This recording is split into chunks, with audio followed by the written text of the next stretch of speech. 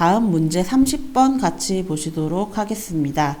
식물이 이용하기에 가장 적합한 토양 수분의 정도, 수치에 대해서 물어보고 있는데요. 토양 수분을 측정을 해서 식물이 적합한 생육을 하기에 적당한지 이런 거를 측정할 수가 있는데요. 토양 수분의 함량의 단위가 있어요. 정한 단위가 있어야 되겠죠.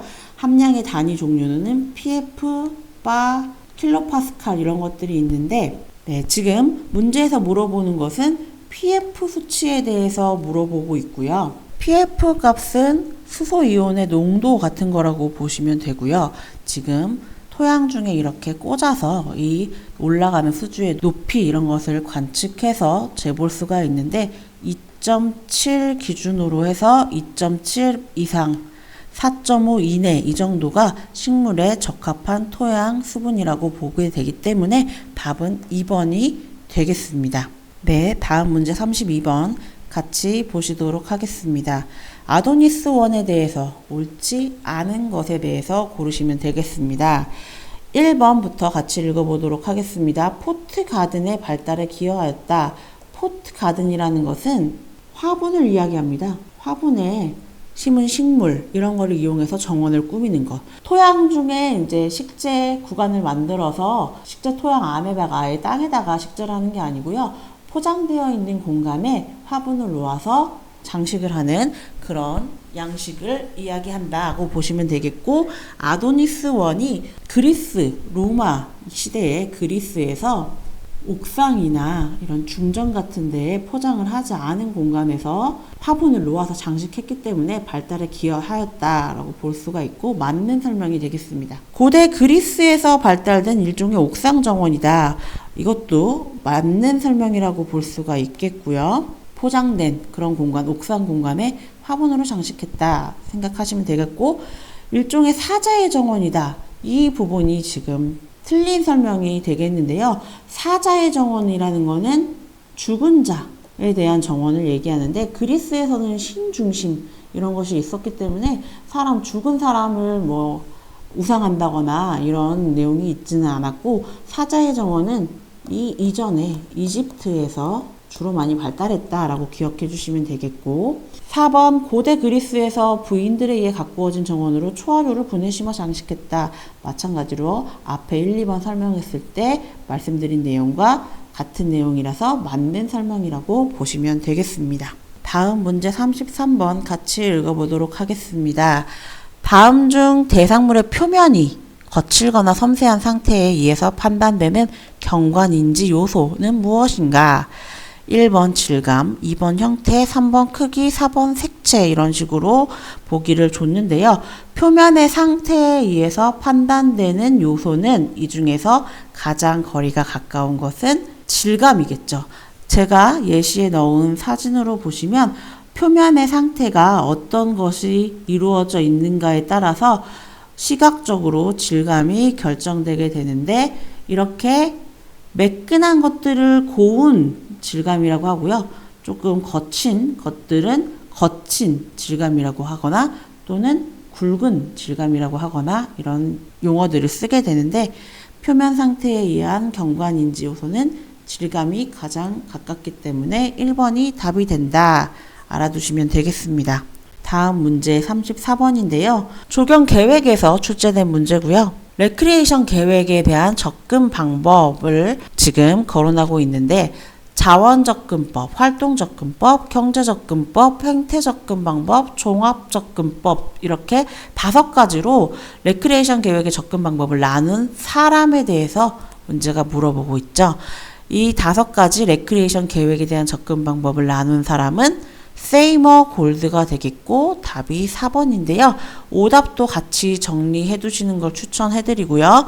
1번의 케빈 린치는 도시 이미지 형성에 기여하는 5가지 요소를 제시한 사람으로서 도로, 제방, 구역, 결절점, 랜드마크 이 5가지 요소가 도시 이미지에 지대한 영향을 미친다. 이런 내용이 있고요. 이안 맥하그도 조경가로서 도시 경관이 생태적 질서에 의해 결정된다는 생태적 결정론이라는 것을 주장한 사람입니다. 이안 맥하그 생태적 결정론 최근에 출제되는 경향이 있기 때문에 꼭 알아두시면 되겠고요. 가렛 에크보도 역시 미국의 유명한 조경가입니다. 1950년대 이후에 왕성하게 활동한 기능주의 조경가 중에 하나라고 알아두시면 되겠습니다. 여기서 레크리에이션 계획에 대한 접근 방법 5가지는 세이머 골드의 이론이다. 알아두시면 되겠습니다. 네, 다음 문제 38번인데요. 같이 읽어보도록 하겠습니다. 주축선 양쪽에 짙은 수림을 만들어 숲 같은 요소를 얘기하고요. 주축선이 두드러지게 하는 비스타 수법을 가장 많이 이용한 정원은 영국, 독일, 이탈리아, 프랑스 나라를 물어보고 있죠. 시대를 물어보지는 않고요. 나라를 물어보고 있는데요. 비스타 수법 하면은 대표적인 곳은 프랑스라고 볼 수가 있기 때문에 답은 프랑스가 될 거고요. 비스타 수법을 이용한 정원이 어떤 것을 이야기하는가 꼭 알아두셔야 되고 출제 상당히 많이 되는 부분입니다. 예시로 베르사유 궁원을 제가 넣었는데요. 비스타 양식의 대표적인 정원이죠. 가운데 주축이 있고요. 주축선을 기준으로 해서 양쪽에 수림을 조성해서 한 점으로 모이는 그런 축선이 도드라지고 한 점으로 초점이 모이게 되는 경관 비스타 수법, 프랑스 평면 기하학식 문제에 많이 출제되는 부분이기 때문에 꼭 외워두시는 게 좋겠습니다. 네, 다음 문제 40번 읽어보도록 하겠습니다. 합판에 관한 설명을 물어보고 있는데 틀린 보기를 고르시면 되겠습니다. 합판에 관한 설명은 재료에 대해서 지금 물어보고 있는 것이고요. 재료 중에서 합판, 목재 재료, 석재 재료 이런 건 상당히 자주 출제되는 부분이기 때문에 자세히 공부해 두시는 게 좋겠습니다. 1번부터 같이 읽어보시도록 할 텐데요. 합판은 일반적으로 베니어 합판을 얘기합니다. 베니어란 원래 목재를 얇게 한 켜씩 썬 것을 얘기하고요. 이것을 단판이라고도 한다. 영어로는 베니어, 한글로는 단판. 얇게 썬 목재인데 이걸 여러 개 합친 것을 합판이라고 한다. 알아두시면 될 거고요. 맞는 설명입니다. 2번 슬라이스드 베니어는 끌로서 강목을 얇게 절단한 것으로 아름다운 결을 장식용으로 이용하기에 좋은 특징이 있다. 베니어가 아까 단판, 얇은 판재라고 했는데 원목 같은 경우에 단판을 어떻게 제조하느냐에 따라서 이 단판의 종류가 달라지게 되는데요. 슬라이스드 베니어 혹은 소드 베니어 이런 것들은 한쪽 방향으로 일정한 결로 한쪽 방향으로만 얇게 썰어서 만든 단판이라고 보시면 되고요. 얇게 한쪽 방향으로 절단했기 때문에 이런 방향으로 절단하게 되면 슬라이스 베니어 같은 경우에는 결이 일정하게, 줄무늬가 일정하게 나오는 단판을 얻을 수가 있겠죠. 그래서 아름다운 결을 장식용으로 이용하기에 좋은 특징이 있다. 맞는 설명이고요. 합판 3번 같이 읽어보시면 합판의 종류에는 섬유판, 조각판, 적층판, 강화 적층제 이런 것들이 있다고 나와 있는데 합판과 대조되는 개념으로 쓰는 용어가 적층판 또는 적층제 이런 거라고 보시면 될 것 같고요. 단판을 여러 개 합쳐서 만드는 것을 합판이라고 보통 하는데 단판을 여러 개 합칠 때의 결 방향이 한 층마다 직교되게 배열을 해서 압착시키는 것을 합판이라고 하고요. 보통 결 방향이 이 단판의 결 방향이 동일한 방향만으로 일정하게 압착시켜서 만드는 것을 적층제라고 합니다. 그래서 단판을 직교했느냐 단판을 동일한 방향으로 배열했느냐에 따라서 만들어지게 되는 판재인데 합판과 대비해서 쓰는 개념으로 적층제를 쓰기 때문에 합판의 종류에 넣는다고 보기 힘들다. 3번이 틀린 설명이 되겠습니다. 다음 4번 같이 읽어보시면 합판의 특징은 동일한 원재로부터 많은 정목판과 나뭇결 무늬판이 제조되며 팽창 수축 등에 의한 결점이 없고 방향에 따른 강도 차이가 없다라고 하는데요. 합판을 이렇게 단판으로 나누어서 여러 개를 압축시켜서 만드는 것은 결에 따라서 강도가 달라지는 단점을 보강하기 위해서 팽창 수축에 의한 결점을 보완하기 위해서가 맞고요. 정목판 결이 일정한 거, 나뭇결 무늬판은 이렇게 결이 아름답게 새겨서 나오는 것, 이런 것을 얘기하는데, 여러 가지 정목판과 나뭇결 무늬판을 동일 원재로부터 많이 얻을 수 있다. 맞는 설명에 해당됩니다. 알아두시면 될 거고요. 같이 답은 3번이 되겠습니다. 목재 방부제에 대해서 물어보고 있는데 틀린 설명을 고르시면 되겠습니다. 1번 방부제는 침투성이 있어야 한다. 목재에 충분히 스며들어야 되기 때문에 침투성이 있어야 한다. 맞는 설명이고요. 2번 크레오소트는 80에서 90도로 가열한 후 도포한다. 크레오소트는 대표적인 유성 목재 방부제입니다. 시험에 많이 출제되기 때문에 알아두셔야 되고요. 8, 90도로 좀 뜨겁게 가열해서 도포하게 되면 좀 더 침투가 잘 되는 효과가 있습니다. 맞는 설명이고요. 유성 방부제에는 염화, 아연, 사포로 용액, 황산구리 등이 있다. 방부제 종류에 대해서 얘기하고 있는데 목재 방부제는 유성, 수성, 유용성 이 정도가 나눠져 있고요. 여기서 얘기하는 염화, 아연, 용액, 황산구리는 수성 방부제, 수용성 방부제의 종류에 해당하기 때문에 틀린 답이 되겠습니다. 4번 방부제의 조건으로는 사람과 가축에 해가 없는 것이어야 한다. 맞는 설명이 될 거고요. 답은 3번입니다. 45번 녹병에 대해서 또 얘기가 나오고 있는데요. 우리나라에서 발생하는 수목의 녹병 중에서 기주교대를 하지 않는 것은, 아까 1번에서 녹병에 대해서 잠깐 얘기를 했었는데요. 여러 가지 병해를 일으키는 병원균이라고 했고요. 대부분 기주를 교대하는 이종기생균 이런 종류가 많다라고 설명을 했는데, 여기서 이종기생균에 해당하지 않는 것을 골라라 라는 문제가 나왔습니다. 앞에 표에서는 언급됐었던 이종기생균, 녹포자, 녹병포자 세대, 그리고 여름포자, 겨울포자 세대를 따로 나눈 이런 이종기생균들이 소나무 잎녹병, 오리나무 잎녹병 이런 것들이 표에서 보셨을 거고요. 그렇다면 1번, 2번은 이종기생균이기 때문에 교대를 한다는 얘기죠. 답이 될 수 없고요. 2번, 4번 중에 하나가 될 텐데 기주 교대를 안 하는 녹병은 후박나무 녹병이 되겠습니다. 후박나무 녹병은 후박나무에만 병해를 일으키고 이렇게 노란색에서 갈색 정도의 반점이 일어나게 되는데, 이런 병해가 후박나무에서만 일어나기 때문에 답은 후박나무 녹병이 되겠습니다. 다음 문제 47번 같이 살펴보시게 될 텐데요. 플라스틱 재료에 관한 설명으로 옳지 않은 것을 골라라 했습니다. 플라스틱 재료, 이것도 역시 앞에서 목재 물어본 것과 같이 재료에 대해서 물어보고 있는 문제이고요. 보기 1번부터 같이 읽어보도록 하겠습니다. 아크릴 수지는 투명도가 높아 유기 유리로 불린다. 유리로 사용될 수 있다. 유리 대신 사용될 수 있다 하는 수지는 아크릴 수지밖에 없고요. 사진상 보이는 것처럼 착색성이 좋고 투명도가 높기 때문에 이런 판재로 많이 이용이 됩니다. 맞는 설명이고요. 2번 멜라민 수지는 내약품성은 우수하나 표면 강도가 낮다. 멜라민 수지의 용도에 대해서 일단 알고 계셔야 되는데, 멜라민 수지는 사진에서 보이듯이 그릇이나 주방용품 이런 것에 주로 많이 쓰입니다. 가볍고 착색성이 좋고 표면에 단단한 유리 대신 쓰기가 좋기 때문에 멜라민 수지는 그릇으로 주로 많이 이용되게 되는데, 설명에서 표면 경도가 낮다는 이야기는 틀린 설명이 됩니다.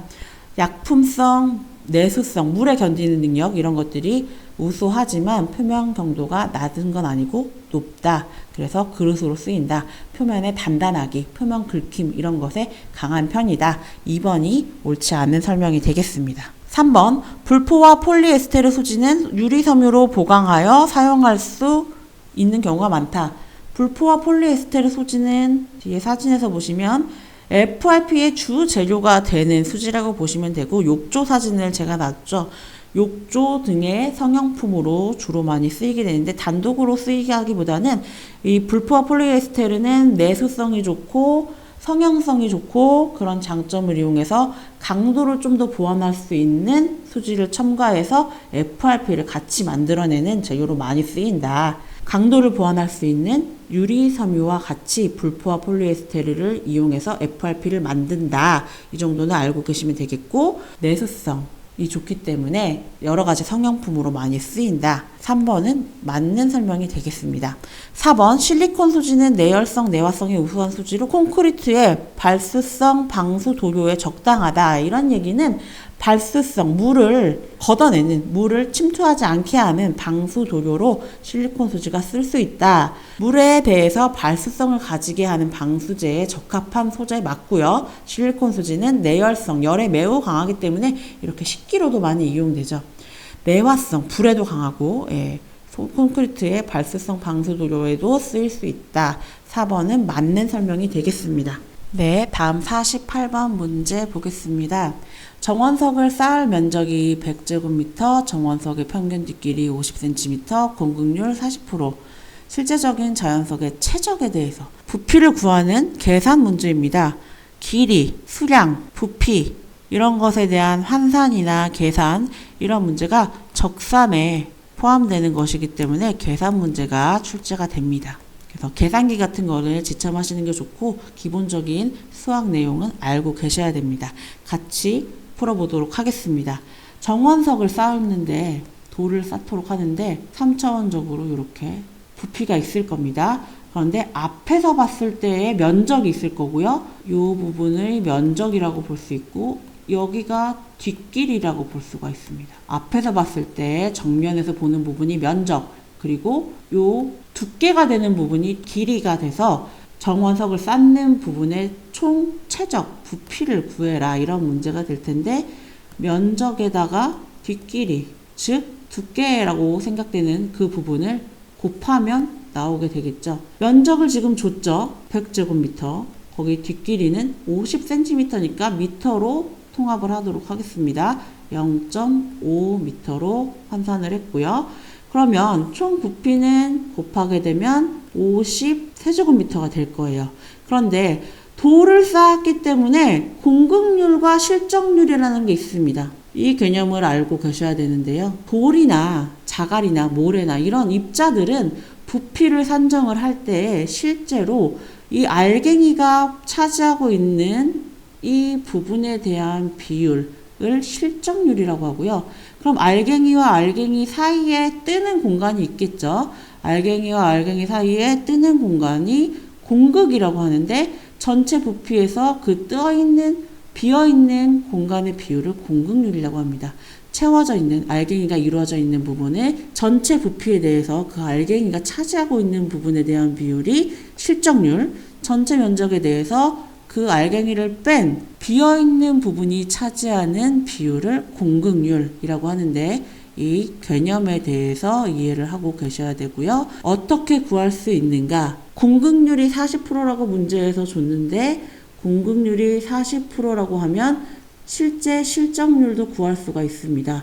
실적률과 공극률이 합쳐지면 100%가 돼야 하기 때문에 공극률이 40%, 빈 공간이 40%가 된다면 실제 알갱이가 차지하고 있는 부분은 60%가 될 것입니다. 그래서 실적률은 60%에 해당하는데 이 전체 구한 부피에서 실제 차지한 알갱이의 비율, 실적률을 곱해야지 자연석, 돌의 부피가 나오게 되겠죠. 그래서 60%를 이 전체 구했던 정원석 벽체의 부피에다가 곱하게 되면 30세제곱미터가 되겠죠. 그래서 공급률을 문제에서 주고서 실제 자연석의 최적을 구하라는 것은 실적 부분의 부피를 구하라는 것이기 때문에 실적률을 고려해서 0.6%, 100%에서 40% 뺀 0.6% 비율을 곱해서 구해낼 수 있게 됩니다. 답은 30세제곱미터 3번이 되겠습니다. 네, 51번 문제 같이 보시도록 하겠습니다. 16세기 무굴 제국의 인도 정원과 가장 관련이 깊은 것은? 보기 중에서 인도 정원과 관련이 깊은 것은 한 군데밖에 없는데요.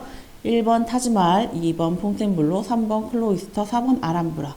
답은 1번 타지마할이 되겠죠. 인도의 대표적인 조경 유적이라고 알고 계시면 될 거고요. 사진에서 보이듯이 이렇게 장엄한 규모의 묘원입니다. 묘원, 왕릉이죠. 왕비의 묘인데요. 정확하게 얘기하면 왕비의 묘를 길고 건물을 세우고 그 주변에 정원을 장식한 타지마할, 음타지마할의 묘원입니다. 16세기 무굴 제국 인도에서 조성이 되었는데 이후에 아람브라에 영향을 끼치게 됩니다.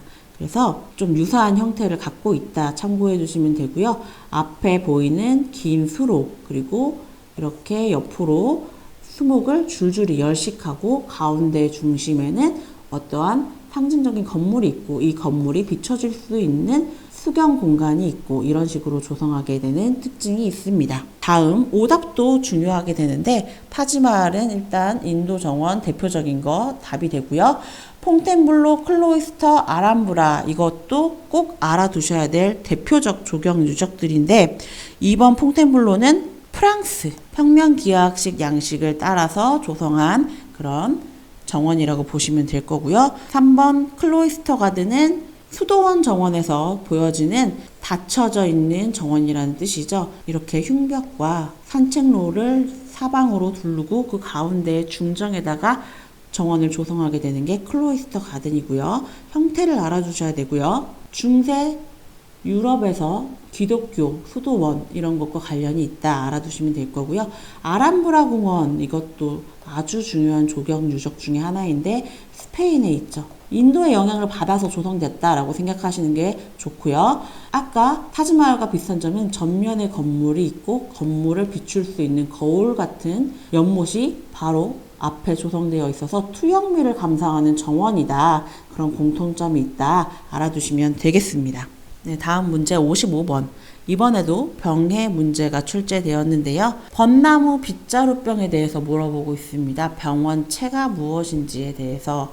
병원체라는 것은 병을 일으키는 원인이 되는 균이나 생물체를 이야기합니다. 빗자루병을 일으키는 균이 무엇인가 이거에 대해서 물어보고 있는데요. 원래 앞에서 대추나무 빗자루병에 대해서 잠깐 설명을 했었는데 대추 빗자루병은 마른 무늬 매미충이 매개충이 된다고 했는데 왜 벌레가 매개가 되는가? 바이러스 같은 것이기 때문에 특히 마이코플라즈마 이런 것에 병원체가 되기 때문에 이런 것들이 병원체가 되기 때문에 직접 못 옮기고 이렇게 매개충으로 해서 옮긴다 이런 얘기를 했었는데요.